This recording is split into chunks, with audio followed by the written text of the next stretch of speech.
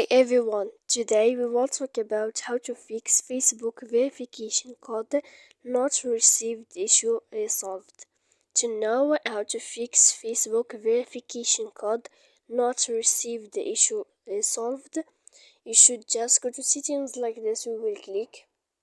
After that, in this page you will go to apps, default apps, app settings.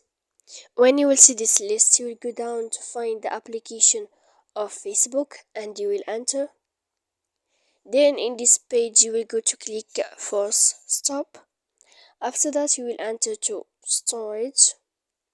Then in this page you will click clear cache. After that you will go to click clear data. And when you will end this, you can turn off your Wi-Fi. So please don't forget to support us by like and subscribe. See you next time in another video, and thank you for watching.